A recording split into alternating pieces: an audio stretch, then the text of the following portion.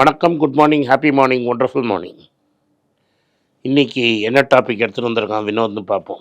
நீங்கள் வந்து how important friendship is I want to understand. நம்ம எல்லாரும் குடும்பம் ஃபஸ்ட்டு பேசுகிறோம். ஒரு நல்ல குடும்பம் வந்து ஓவேரியன் லாட்ரி நிறைய வாட்டி சொல்லியிருக்க, உனக்கு திருஷ்டி, உனக்கு நஷ்டம், உனக்கு என்ன அடித்தாலும் ஓவேரியன் லாட்ரி வச்சுன்னா உனக்கு லக்கு தான் அப்படிலாம் சொல்லியிருக்கோம். ஆனால் அது ஃபேட், விதி, என்ன வேணால் நடக்கலாம். ஒன் கையில் கிடையாது. ஆனால் ஒன் கையில் என்ன இருக்கோ, நண்பர் நீ சூஸ் பண்ணது ஒன் கையில் இருக்கு. ஆமாம், சரியா? ஃபேமிலி வந்து யூஆர் பார்ன் வித். ஆனால் ஃப்ரெண்ட்ஸ் யூ மேக் யூர். ஆமாம், அது உன்னோட சோசன் ஃபேமிலி. நீ அது வாட் வுட் யூ சே, அது என்ன தான் இம்பார்ட்டன்ட்? ஒரு ஃப்ரெண்டு நண்பன் நீ சூஸ் பண்ணும்போது என்ன தான் குவாலிட்டி நீங்கள் பார்ப்பீங்க? ஃப்ரெண்டுங்கிறது தான் most important thing in life. தம்பி தான் மோஸ்ட் இம்பார்ட்டன்ட். எப்படி சொல்லிட்டீங்க நீங்கள்? ரொம்ப வலிக்குதுங்க. வலிக்கட்டும்.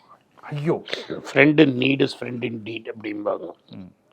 ஆனால் ஃப்ரெண்டுக்கிட்டே கடன் வாங்கணுங்கிறீங்க. Friend in need is a friend in deed அப்படின்னா கடன் இல்லை.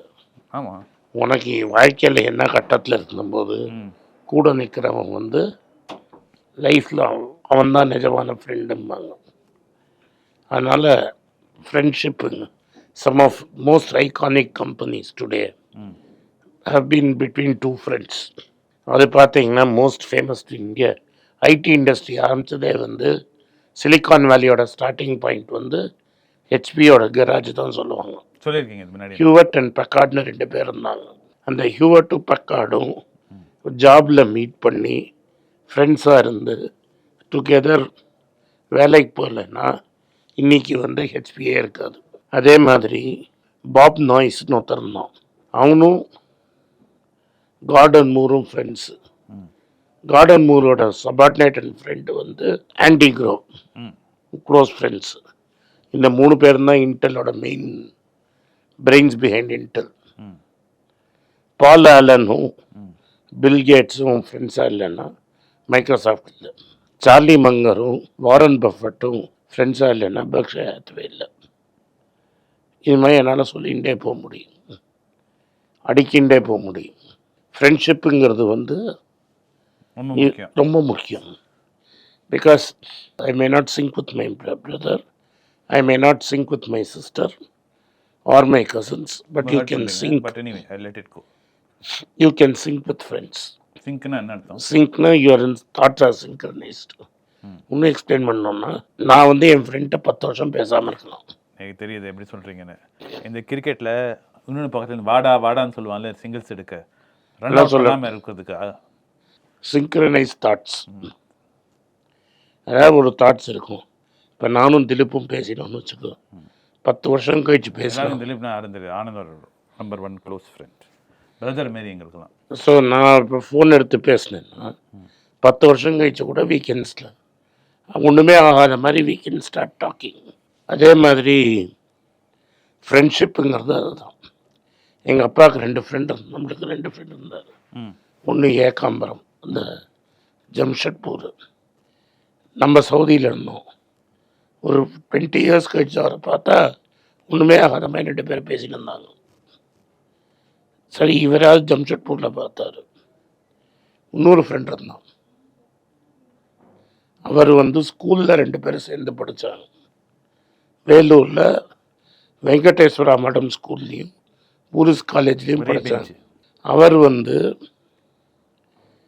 சிதம்பரம் காலேஜ் என்எல்சி, எங்கள் அப்பா பிஎஸ்ஜி ஜம்ஷெட்பூர். அவர் தான் ஞானமணின்னு பேர். அவருக்கு ரொம்ப க்ளோஸ் ஃப்ரெண்ட்ஸ் 2 பேரும். அதுமாதிரி பேர்லாம் வைக்கிறதில்ல, ஞானமணின்னு ஒரு. இதில் என்னென்னா 3 பேர் பசங்க பேரும் ஆனந்த். கரெக்ட். வேணுண்டால சான்ஸ் இன்னும் பேசி வச்செல்லாம் பண்ணிக்கலாம். ஆமாம். ஞானமணிக்கு ஏகாம்பரமா தெரியாது. கரெக்ட். ரைட்டா? 3 பேரும் ஞானமணியை வந்து 20 இயர்ஸ் லேட்டர் ஒன் டே நான் பார்த்தேன். ஃபஸ்ட் டைம் பார்த்தா அவர் எங்கள் அப்பாவோட பெஸ்ட் ஃப்ரெண்டு. ஃபோன்லாம் கிடையாது. அப்போ நான் ஃபோன் எடுத்து பேசுறது, நான் சொல்கிறது வந்து this is before the internet, டெலிஃபோனே கிடையாது இந்தியாவில். ஒருத்தருக்கு லெட்டர்லாம் இருக்கவே மாட்டாங்க. டெலெக்ஸ் பாண்டியன் மாதிரி அதெல்லாம் ஒன்றும் கிடையாது. எப்போ பார்த்தா பேசிக்கிறது தான். அவங்களுக்கு தெரியும் எங்கே இருக்காங்கன்னு. They know where they are each தான் தெரியும்.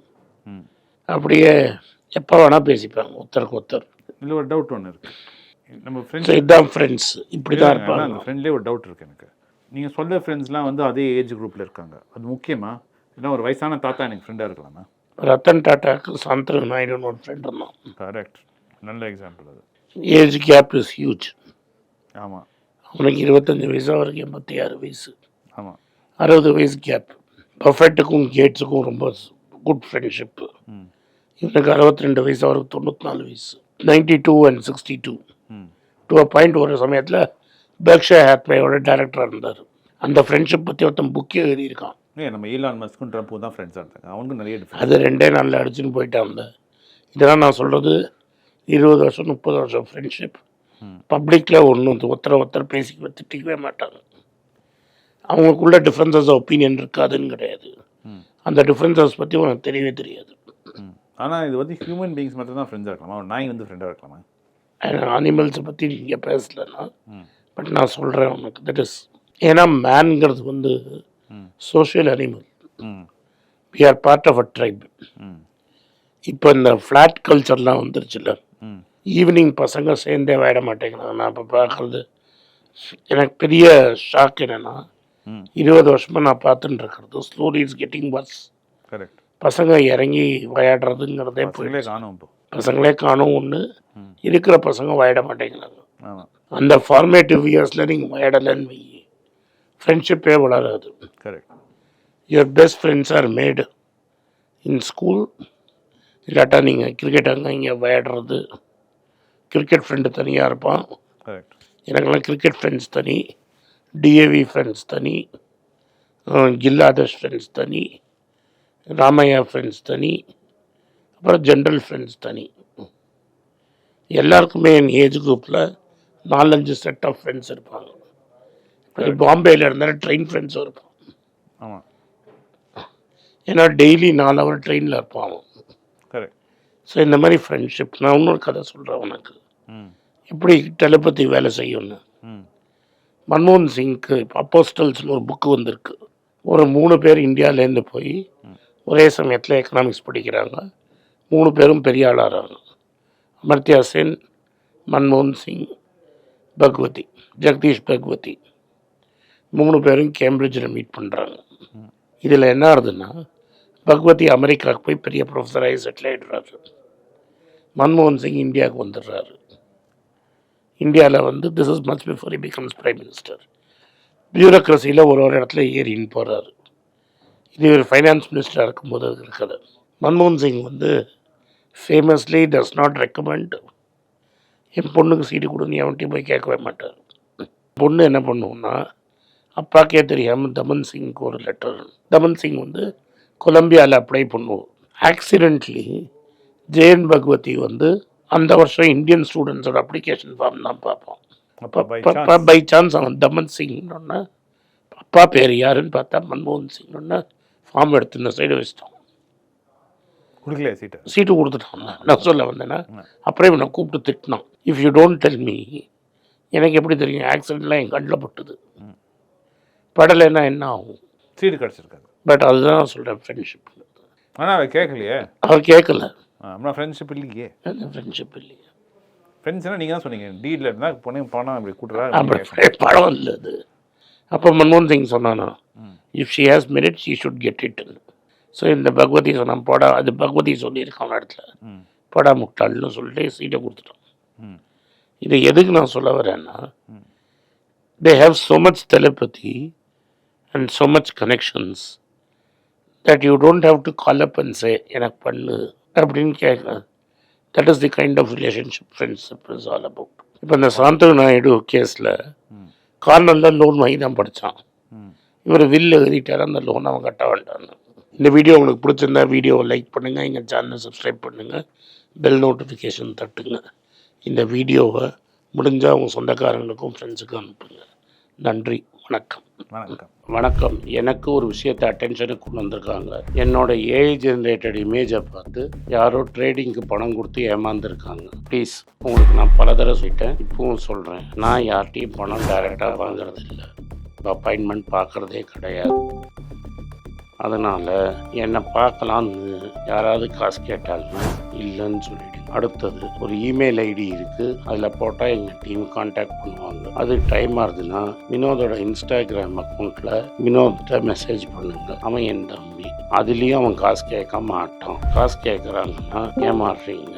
யார் என்ன சொன்னாலும் கம்பெனிக்கு செபி அல்லது ஐஆர்டிஏ அல்லது ஆர்பிஐ ரெஜிஸ்ட்ரேஷன் இருக்கணும். இந்த 3 ரெஜிஸ்ட்ரேஷன் ஏதாவது இருந்தால் தான் உங்களோட பணத்தை நீங்கள் கொடுக்கணும். நீங்கள் இன்கேஸ் ஆஃப் இன்சூரன்ஸ் டைரெக்டாக இன்சூரன்ஸ் கம்பெனிக்கு தான் கொடுக்கணும். இன்கேஸ் ஆஃப் ட்ரேடிங் நீங்களே புரோக்கர்கிட்ட போட்டு ட்ரேட் பண்ணணும். மியூச்சுவல் ஃபண்டும் கம்பெனிக்கு தான் கொடுக்கணும். த்ரூ எக்ஸ்சேஞ்சு நீங்கள் வாங்கிக்கலாம். இதெல்லாம் எதுக்கு நான் உங்களுக்கு சொல்கிறேன்னா, யாரையாவது சொல்கிறாங்கன்னு நம்பி ஏமாறாதீங்க. உங்களுக்காக நான் ட்ரேட் பண்ண முடியாது, அது இல்லீகல். நான் ட்ரேடும் பண்ணுறது கிடையாது. அதனால் ட்ரேடிங் ப்ராஃபிட் பண்ணி தரேன்னு சொல்கிறது ஏமாத்தல். எனக்கு ட்ரேடிங் பண்ண தெரியாது. என் பேரை சொல்லி ட்ரேட் பண்ணி உங்களுக்கு ப்ராஃபிட் ஷேரிங்னா ஃப்ராடு, ஏமாற்றம். நான் யார்கிட்டையும் காசு கேட்கல, கேட்கவும் மாட்டேன்.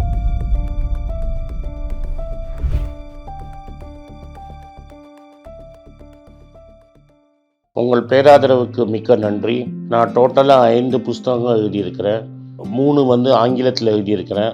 அதில் 2 தமிழாக மொழிபெயர்த்துருக்காங்க. ஸோ டோட்டலாக 5 புஸ்தகம் ஆச்சு. இந்த 5 புஸ்தகத்துக்கு ஹார்ட் காப்பி வேணும்னா நீங்கள் கீழே இருக்கிற வாட்ஸ்அப் நம்பருக்கு மெசேஜ் அனுப்பிச்சிங்கன்னா எங்கள் டீம் உங்களை கான்டாக்ட் பண்ணுவாங்க. இந்த 5 புஸ்தகங்களில் 3 புஸ்தகம் கிண்டலில் இருக்குது. அமேசானில் கிண்டலில் வாங்கணும்னு ஃபீல் பண்ணுறவங்க நேராக கிண்டலில் வாங்கிக்கலாம். தமிழ்லேயே யாராவது ஃபைனான்ஸ் நியூஸ் படிக்கணும்னு ஃபீல் பண்ணிங்கன்னா தயவு செஞ்சு moneypage.com விசிட் பண்ணுங்கள்.